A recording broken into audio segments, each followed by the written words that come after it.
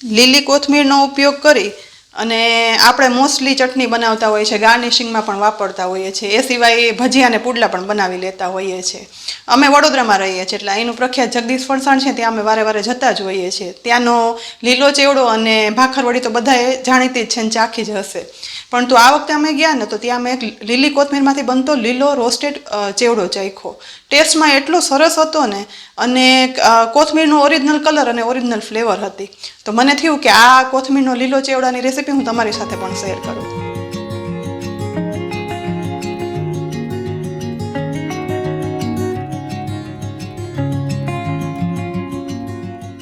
Original કોથમીરના green colour અને કોથમીરની flavour સાથે બનતો રોસ્ટેડ ચેવડો બનાવવા માટે 250 ગ્રામ આવી મોટા પાનવાળી અને ચોખ્ખી કોથમીર એટલે કે ધાણા લેવાના છે.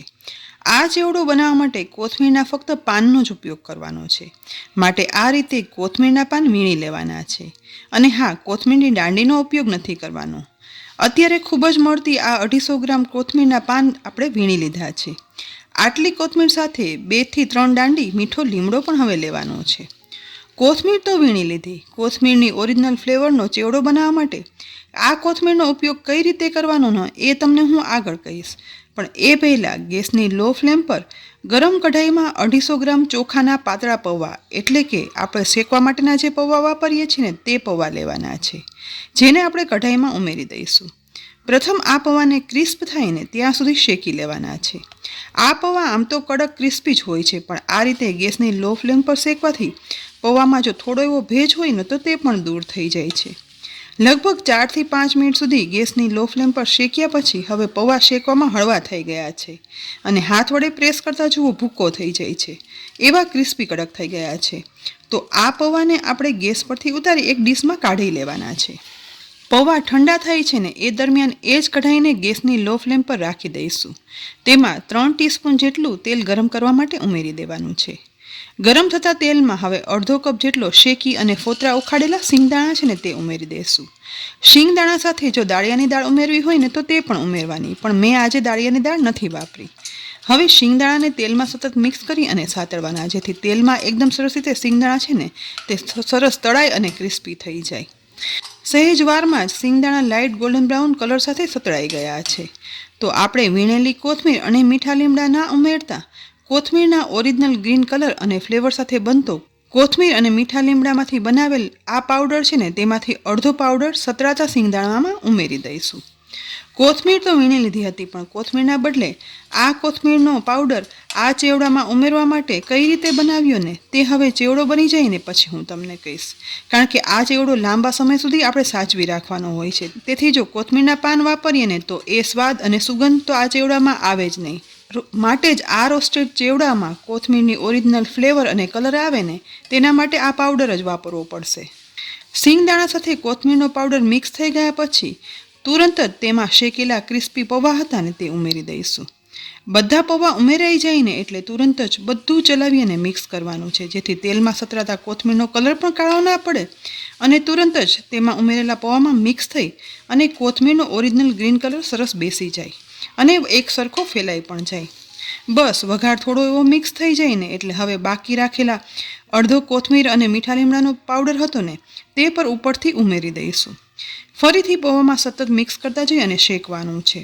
લગભગ 1 થી 1.5 મિનિટ આ રીતે ચલાવ્યા પછી હવે કોથમીરનો પાવડર આ પૌવામાં એક સરખો ફેલાઈ ગયો છે અને ચેવડામાં કોથમીરની એકદમ સરસ ફ્લેવર પણ આવી રહી છે.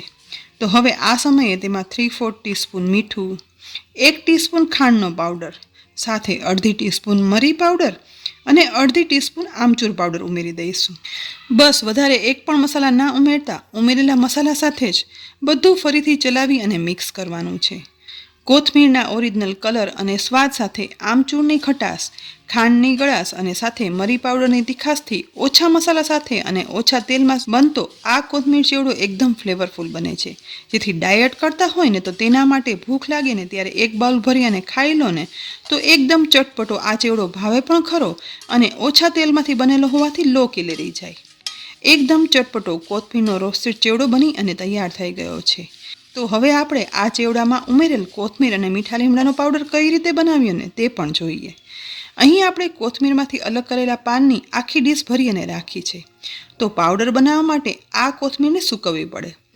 કોથમીરને સૂકવવા માટે આજે આપણે માઇક્રોવેવ ઓવનનો ઉપયોગ કરશું. જેના માટે કોથમીરના પાનની ડીશ છે ને તે માઇક્રોવેવ ઓવનમાં ગોઠવી દઈશું. માઇક્રોવેવમાં 2 મિનિટ અને 30 સેકન્ડનો ટાઈમ સેટ કરી દેવાનો છે. ત્યાર પછી ઓવન ચાલુ કરી દઈશું. પણ જો ઘરમાં માઇક્રોવેવ ઓવન ના હોય ને તો કોથમીરના પાનને તડકામાં નહીં પણ ઘરમાં જ પંખા નીચે સૂકવી દેવાના.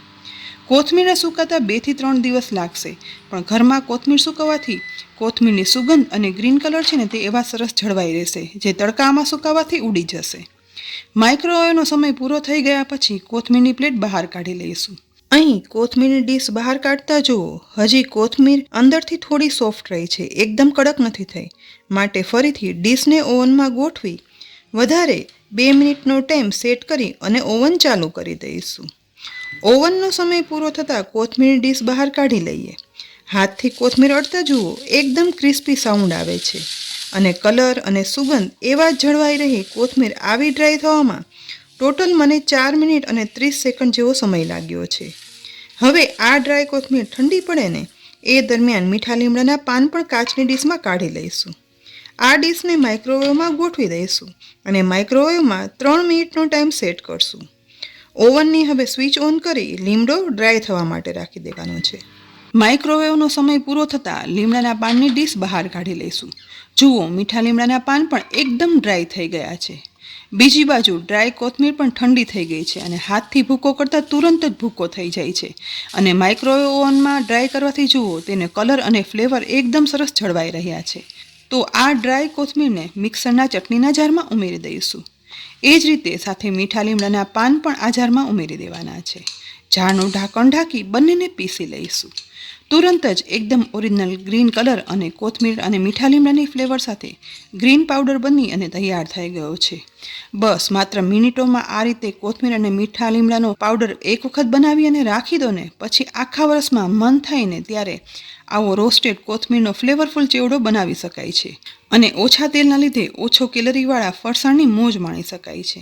તો ફ્રેન્ડ્સ, આજે આપણે માર્કેટમાં ખૂબ જ મળતી લીલી કોથમીરનો ઉપયોગ કરી કોથમીરનો રોસ્ટેડ ચેવડો બનાવ્યો. કોથમીરના રોસ્ટેડ આ ચેવડાની રેસીપી તમને કેવી લાગી? રેસીપી ગમી હોય ને તો લાઇક કરી અને શેર કરજો.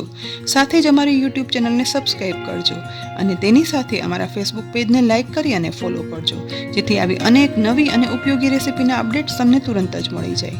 ફરી મળશું ઉપયોગી રેસીપી સાથે. ત્યાં સુધી આવજો.